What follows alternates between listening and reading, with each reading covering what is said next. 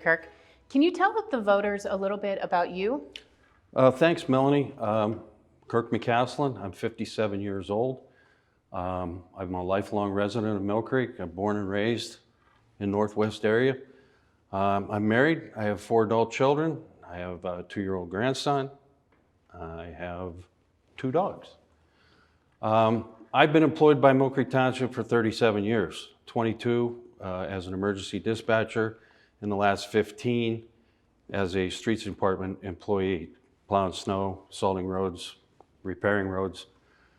I've been a firefighter with Westlake Fire Department for 39 years. Of that 39, I've been a chief officer for 23, and I've been the chief for 15.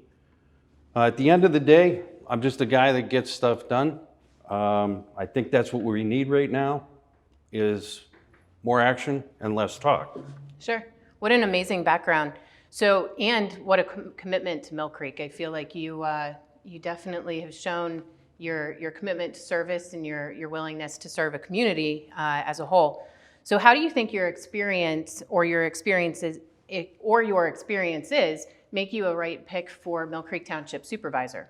I'm going to bring to the table leadership. I think there's a lack of that right now. There's status quo. The issues with the roads and the flooding, they're not being addressed. I drive through neighborhoods, and that's top on people's concern is, when's my road going to get paved? We can do that. We just need to get to work. Sure, absolutely. I couldn't agree more. So if elected, in the primaries May 18th, if elected in the primary, and then if you're successful in November, what would be your top 3 priorities once you get into office? First and foremost is the roads. Again, driving through the neighborhoods, talking with the people, everybody wants their road paved. It's certainly not possible to do that, but there needs to be a plan in place and to use all of our resources available to do that. Flooding is another issue. Several areas have been identified. Nothing's happened. We've got people, that are leaving their homes, businesses relocating because of this. And another is our parks. There's 32 of them, and there's limited manpower to take care of them. I think we can do a better job with all of them. Absolutely. So when you're out door to door and talking to people on the phone, I know with the pandemic, it's made voter outreach a little bit difficult. Do you have one centralized promise, other than the plans and the ideas that you have? Do you have one promise to the folks of Mill Creek that you're making? I do, and that promise is to only serve one term, and that's a 6-year term. Again, I'm 57, that takes me to 63. Hopefully retire from that. I'm not looking to make a political career out of this at all. I want to get stuff done. I want to ensure that projects that are on the table don't get pushed away again. We need to act on them. So yes, just the one 6-year term, and get things in place so that if they don't get done in that amount of time, that the next group can get them done. Sure. Well, and I feel like it provides a sense of accountability as well as an expedited nature, because your amount of time in office. So I'm a competitive girl. Can you tell me why you're different than any of the opponents out there? I know how to work with people, and I know how to get the job done. Some people may scoff at the volunteer fire service. It's an entirely challenging another job. I was chief for 15 years. I think I earned the members' trust, but I was also able to lead them not into a harmful situation, but to accomplish the job. Another is with like a major purchase. There could be 30 or 40 different opinions. To try and get that into 1 or 2 centralized ideas and then move forward with that. It's a tough job, it really is. And again, doing it for as long as I did, I think I can bring that to the table. Sure. Absolutely.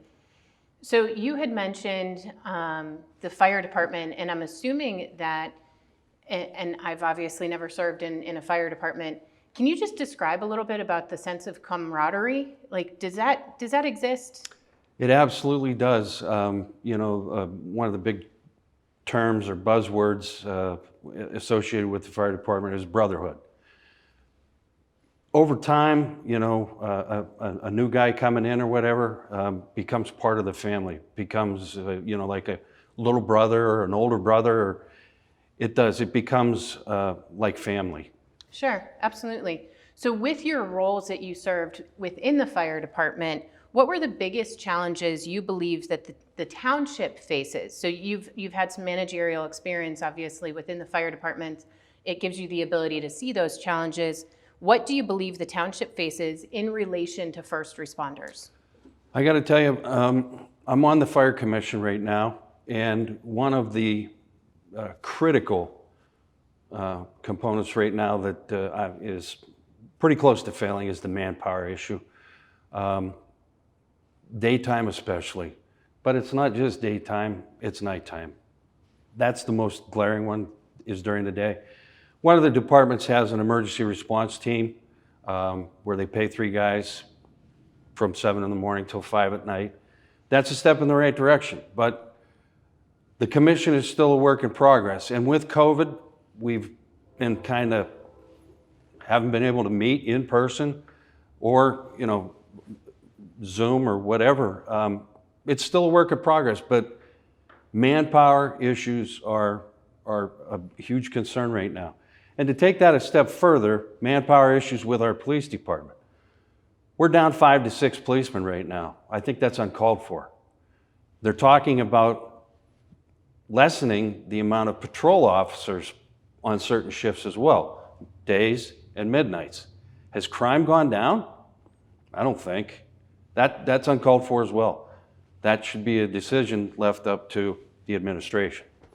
Sure. So with your experience in the township building, I'm assuming you have a lot of conversations back and forth with people. So one could say that you have a lot of firsthand experience just by hearing the issues, people talking, as well as lunchroom conversation and water cooler breaks. So you have, in essence, this boatload of experience that you would originally bring to the table on day one. Would that be an accurate statement? That is very accurate. Again, the information gathered out in the field from the residents or whatever is invaluable. Again, everybody wants their road paved. The water cooler talk and stuff too, again, talking about how can we do things differently, how can we do things better.